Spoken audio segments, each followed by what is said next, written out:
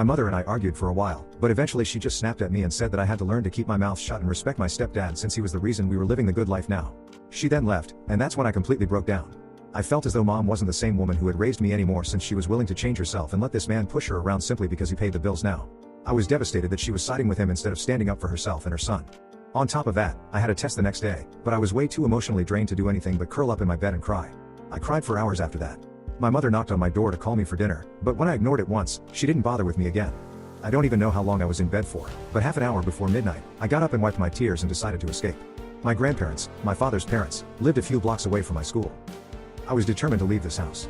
I just couldn't stay with my stepdad anymore. I knew that my grandparents would gladly let me live with them since they told me the same my entire childhood, so I wasn't too worried about showing up so late unannounced.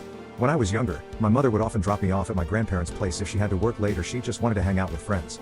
Even when I was old enough to stay home by myself, I would just go to my grandparents' place if I ever felt lonely whenever my mom wasn't home.